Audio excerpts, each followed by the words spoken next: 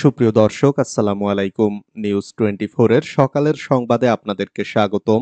প্রথমেই জানিয়ে দিচ্ছি সংবাদ শিরোনাম। বন্যা নিয়ে নাহিদ ইসলামের অভিযোগ নাকচ ত্রিপুরার মন্ত্রীর। পার্শ্ববর্তী দেশ আন্তর্জাতিক ষড়যন্ত্রে লিপ্ত হয়েছে, যা বললেন সমন্বয়ক হাসনাত আব্দুল্লাহ। ঢাবি হল ছাত্রলীগের সহ সভাপতি বাবরকে জুতার মালা পরিয়ে পুলিশে সোপর্দ। নিষেধাজ্ঞা প্রত্যাহার, তারেকের বক্তব্য প্রচারে বাধা নেই। সাবেক প্রধানমন্ত্রী সহ মন্ত্রী এমপিদের লাল পাসপোর্ট বাতিল। বাস চালক নিহতের মামলার প্রধান আসামি ওবায়দুল কাদের। পরিবারের সব সদস্য সহ সাবেক অর্থমন্ত্রী ও বাণিজ্য মন্ত্রীর ব্যাংক হিসাব স্থগিত। এতক্ষণ শুনছিলেন সংবাদ শিরোনাম। পুরো খবর পেতে ভিডিওটি শেষ পর্যন্ত দেখুন। সর্বশেষ সংবাদ পেতে চ্যানেলটি সাবস্ক্রাইব করুন। এবার বিস্তারিত। বন্যা নিয়ে নাহিদ ইসলামের অভিযোগ নাকচ ত্রিপুরার মন্ত্রীর। বাঁধ খুলে দেওয়ার মাধ্যমে ভারত অমানবিকতার পরিচয় দিয়েছে এবং বাংলাদেশের সঙ্গে অসহযোগিতা করছে অন্তর্বর্তীকালীন সরকারের তথ্য সম্প্রচার এবং ডাক, টেলিযোগাযোগ ও তথ্য প্রযুক্তি মন্ত্রণালয়ের উপদেষ্টা মোহাম্মদ নাহিদ ইসলামের এমন অভিযোগ নাকচ করে দিলেন ত্রিপুরার বিদ্যুৎ দপ্তরের মন্ত্রী রতনলাল নাথ। মিস্টার নাথ বলেন, যারা যেটা বলছেন যে আমরা ডম্বুরের গেট খুলে দিয়েছি, সেটা যে সঠিক তথ্য নয় তা দেখার জন্য তারা যদি নিয়ম অনুযায়ী সীমান্ত পেরিয়ে ত্রিপুরায় আসেন, আমি নিজে গাড়ি করে তাদের নিয়ে যাব ডম্বুর দেখাতে। তারা নিজেরা দেখতে পারেন যে আমরা নিজেরা থেকে গেট খুলে দিতে পারি কিনা, সেটা সম্ভব কিনা। তিনি বলেন, আমরা যদি অমানবিক হতাম তাহলে অনেক আগেই সেটা হতে পারতাম, বিদ্যুৎ দেওয়া বন্ধ করে দিয়ে, কারণ বিদ্যুৎ বাবদ প্রায় 180 কোটি ভারতীয় টাকা তাদের কাছে আমাদের বকেয়া আছে। তাও নিয়মিত 50 থেকে 60 মেগাওয়াট বিদ্যুৎ আমরা সরবরাহ করে যাচ্ছি, অথচ আমাদের নিজেদের রাজ্যের বহু জায়গায় বিদ্যুৎ নেই এখন। পার্শ্ববর্তী দেশ আন্তর্জাতিক ষড়যন্ত্রে লিপ্ত হয়েছে মন্তব্য হাসনাত আব্দুল্লাহর। বৈষম্য বিরোধী আন্দোলনের সমন্বয়ক হাসনাত আব্দুল্লাহ বলেছেন, আমরা দেখেছি ফেনীতে বন্যার প্রকোপ বৃদ্ধি পাচ্ছে। দেখেন, আমরা রাষ্ট্র সংস্কারের কাজে রয়েছি। যেখানে পার্শ্ববর্তী দেশ আমাদের সহায়তা করার কথা, সেখানে তারা নানাভাবে আন্তর্জাতিক ষড়যন্ত্রে লিপ্ত হয়েছে। আমরা পার্শ্ববর্তী দেশের কাছে আহ্বান জানাবো, আপনারা যে ব্যারিকেডটি খুলে দিয়ে বাংলাদেশে পানি প্রবেশ করতে দিলেন, অন্যদিকে দেখেছি তিস্তাতে পানি সংকটে সেখানে চাষাবাদ করা যায় না। আমাদের যখন পানির প্রয়োজন আপনারা তখন পানি দিচ্ছেন না, আর যখন পানির প্রয়োজন নেই আপনারা বেড়িবাঁধগুলো খুলে দিয়ে বন্যায় বাংলাদেশের মানুষকে সংকটের মধ্যে ফেলেন। সুতরাং যারা আন্তর্জাতিকভাবে বাংলাদেশের সংস্কারকে বাধা দিতে চায়, তাদেরকে আমরা ফেসিবাদের দোসর হিসেবে চিহ্নিত করতে চাই। দেশের মানুষের প্রতি আহ্বান, বন্যা আক্রান্তদের পাশে দাঁড়ান। একটি রাষ্ট্র পুনর্গঠনের জন্য শুধুমাত্র অন্তর্বর্তীকালীন সব সিদ্ধান্ত একার পক্ষে নেওয়া সম্ভব নয়। হাসনাত আব্দুল্লাহ বলেন, স্বাধীনতার 53 বছর পরে এসেও বাংলাদেশের দ্বিতীয় জন্মে আপনারা যদি আমাদের যথাযথ রাষ্ট্র পুনর্গঠনের সময় না দিয়ে গত 16 বছরের ব্যর্থতার দায়ভার আমাদের উপর চাপিয়ে দিয়ে আপনারা আমাদের এক ধরনের ব্ল্যাকমেইল করেন, আমরা মনে করব রাষ্ট্র পুনর্গঠনে আমাদের সহায়তা না করে বরং ষড়যন্ত্র করছেন। আপনারা ব্যক্তি পর্যায় থেকে গোষ্ঠী পর্যায় থেকে সরকারি বেসরকারি প্রতিষ্ঠান সহ সব কর্তৃপক্ষকে আমরা আহ্বান জানাবো, রাষ্ট্র সংস্কারে এই অন্তর্বর্তীকালীন সরকারকে পর্যাপ্ত সময় দিন। সময় দেওয়ার পরে আপনাদের যে দাবিগুলো রয়েছে সেগুলোর একাডেমিক অ্যাপ্রোচ করেন, আমরা সেগুলো নিয়ে নিজেরা কথা বলবো। ঢাবি হল ছাত্রলীগের সহসভাপতি বাবরকে জুতার মালা পরিয়ে পুলিশে সোপর্দ। ঢাকা বিশ্ববিদ্যালয়ের জাতির জনক বঙ্গবন্ধু শেখ মুজিবুর রহমান হল ছাত্রলীগের সহসভাপতি জহিরুদ্দিন বাবরকে জুতার মালা পরিয়ে শাহবাগ থানায় সোপর্দ করেছেন শিক্ষার্থীরা। এ সময় তাকে মারধরও করা হয়। বুধবার রাত 9:30টার দিকে বিশ্ববিদ্যালয়ের দক্ষিণ ফুলার রোডের স্টাফ কোয়ার্টারের একটি বাসা থেকে তাকে ধরে নিয়ে আসে একদল শিক্ষার্থী। পরে রাত 12টার দিকে তাকে পুলিশে দেওয়া হয়। জহিরুদ্দিন বাবর ঢাবির রাষ্ট্রবিজ্ঞান বিভাগের 16-17 শিক্ষাবর্ষের ছাত্র। নিষেধাজ্ঞা প্রত্যাহার, তারেকের বক্তব্য প্রচারে বাধা নেই।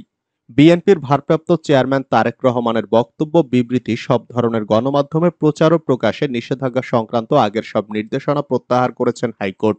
রিট আবেদনকারীর আর্জির পরিপ্রেক্ষিতে বিচারপতি মোহাম্মদ খসরুজ্জামান ও বিচারপতি মোহাম্মদ খায়রুল আলমের সমন্বয়ে গঠিত হাইকোর্ট বেঞ্চ বৃহস্পতিবার এ সংক্রান্ত রুল খারিজ করে দেন। ফলে তারেক রহমানের বক্তব্য বিবৃতি প্রচারে বাধা নেই বলে জানিয়েছেন বিএনপির আইন বিষয়ক সম্পাদক কায়সার কামাল। সাবেক প্রধানমন্ত্রী সহ মন্ত্রী এমপিদের লাল পাসপোর্ট বাতিল। সাবেক প্রধানমন্ত্রী, মন্ত্রী, উপদেষ্টা ও সংসদ সদস্যদের জন্য বরাদ্দকৃত সব কূটনৈতিক পাসপোর্ট বাতিল করেছে অন্তর্বর্তী সরকার। বৃহস্পতিবার স্বরাষ্ট্র মন্ত্রণালয়ের সুরক্ষা ও সেবা বিভাগ এ সংক্রান্ত প্রজ্ঞাপন জারি করেছে।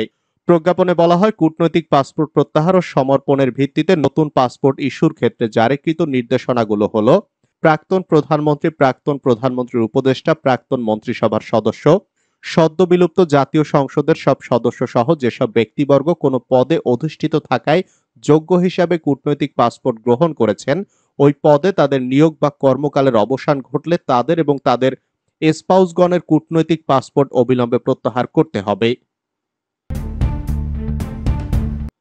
বাস চালক নিহতের মামলায় প্রধান আসামি ওবায়দুল কাদের। ফরিদপুরে গত 5 আগস্ট বৈষম্য বিরোধী আন্দোলনে ছাত্র জনতার গণ অভ্যুত্থানে বাস চালক শামসু মোল্লা নিহতের ঘটনায় আওয়ামী লীগের সাধারণ সম্পাদক ওবায়দুল কাদেরের নামে মামলা হয়েছে। মামলায় আওয়ামী লীগ সহযোগী ও ভ্রাতৃপ্রতিম সংগঠনের 3 থেকে 400 নেতাকর্মীকে আসামি করা হয়েছে। বৃহস্পতিবার মামলার সত্যতা নিশ্চিত করেছেন কোতোয়ালী থানার ভারপ্রাপ্ত কর্মকর্তা মোহাম্মদ হাসানুজ্জামান। এর আগে গতকাল বুধবার রাতে ফরিদপুর কোতোয়ালী থানায় নিহত শামসু মোল্লার স্ত্রী মেঘলা বেগম বাদী হয়ে মামলাটি করেন। মামলার তদন্তকারী কর্মকর্তা কোতোয়ালী থানার উপপরিদর্শক খায়রুল বাশার বলেন, সিসিটিভির ফুটেজ দেখে আসামি শনাক্ত করার চেষ্টা করা হচ্ছে, তবে আজ রাত 9টা পর্যন্ত এ হত্যা মামলার কোনো আসামিকে গ্রেপ্তার করা সম্ভব হয়নি। মামলার বিষয়টি নিশ্চিত করে কোতোয়ালী থানার ভারপ্রাপ্ত কর্মকর্তা মোহাম্মদ হাসানুজ্জামান বলেন, এ মামলার এজাহারে আসামি হিসেবে একমাত্র বাংলাদেশ আওয়ামী লীগের সাধারণ সম্পাদক ওবায়দুল কাদেরের নাম উল্লেখ করা হয়েছে, তাকে এ হত্যা মামলায় হুকুমের আসামি করা হয়েছে। সুপ্রিম কোর্টে ব্যারিস্টার আশরাফুলকে আর এক আইনজীবীর ছুরিকাঘাত। বাংলাদেশ সুপ্রিম কোর্টে এক আইনজীবীর ছুরিকাঘাতে আহত হয়েছেন অপর এক আইনজীবী ব্যারিস্টার আশরাফুল ইসলাম। পরে রক্তাক্ত অবস্থায় তাকে হাসপাতালে নেওয়া হয়। বৃহস্পতিবার দুপুরে আইনজীবী সমিতি ভবনের 2005 নম্বর কক্ষে এ ঘটনা ঘটে। এ ঘটনার জন্য আইনজীবী মোহাম্মদ কাইয়ুমকে দায়ী করেছেন আহত ব্যারিস্টার আশরাফুল ইসলাম। এদিকে হামলার একটি ভিডিও ইতিমধ্যে সামাজিক যোগাযোগ মাধ্যম ফেসবুকে ছড়িয়ে পড়েছে। ওই ভিডিওতে দেখা গেছে হামলার পর আহত আইনজীবী ব্যারিস্টার আশরাফুল ইসলামের মাথার বাম পাশ দিয়ে রক্ত ঝরছে। এ বিষয়ে সাংবাদিকদের আশরাফুল ইসলাম বলেন, আমি বৈষম্য বিরোধী আন্দোলনে সবচেয়ে বেশি সোচ্চার ছিলাম যখন কেউ কথা বলেনি। গাজী কামরুল ইসলাম সজলের জুনিয়র কাইয়ুম এসে ছুরি দিয়ে মেরে গেছে। তবে অভিযোগ অস্বীকার করে আইনজীবী মোহাম্মদ কাইয়ুম বলেন, 8-10 দিন আগে ব্যারিস্টার আশরাফ আমার সঙ্গে খারাপ ব্যবহার করেছিল। আমি মামুন মাহবুবের কাছে নালিশ দিতে গিয়েছিলাম। সেখানে আশরাফ সহ 4-5 জন দরজা বন্ধ করে আমাকে মারধর করে। খবর পেয়ে কামরুল ইসলাম সজল আমাকে উদ্ধার করে। আদালত প্রাঙ্গণে ফারজানা রূপাকে থাপ্পড়। রাজধানীর উত্তরা এলাকায় ফজলুল করিম হত্যা মামলায় গ্রেপ্তার 71 টেলিভিশনের সাবেক বার্তা প্রধান শাকিল আহমেদ ও সাবেক প্রধান প্রতিবেদক উপস্থাপক ফারজানা রূপাকে 4 দিন রিমান্ডে নিয়ে জিজ্ঞাসাবাদ করার অনুমতি দিয়েছেন আদালত। ঢাকার চিফ মেট্রোপলিটন ম্যাজিস্ট্রেট আদালত আজ বৃহস্পতিবার এ আদেশ দেন। এর আগে শাকিল আহমেদ ও ফারজানা রূপাকে আদালতে হাজির করে 10 দিন রিমান্ডে নিয়ে জিজ্ঞাসাবাদ করার আবেদন করে পুলিশ।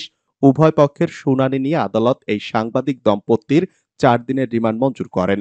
এর আগে বিকালে তাদের আদালতে হাজির করার সময় ও শুনানি শেষে নেয়ার পথে তাদের বিরুদ্ধে বিক্ষোভ প্রকাশ করেছেন আইনজীবী ও সাধারণ মানুষ। এ সময় এক ব্যক্তিকে ফারজানা রূপার মাথায় থাপ্পড় মারতে দেখা যায়। সুবিচার চাইলেন শাকিল, কথা বলতে পারেননি রূপা। আদালতে সুবিচার চাইলেন সাংবাদিক শাকিল আহমেদ। আদালত পাড়ায় উপস্থিত সাংবাদিকদের উদ্দেশ্য করে তিনি বলেন, সুবিচার চাই। এ সময় ফারজানা রূপাও কথা বলতে যাচ্ছিলেন, তবে আইনজীবীরা চিৎকার শুরু করলে তিনি কথা বলতে পারেননি।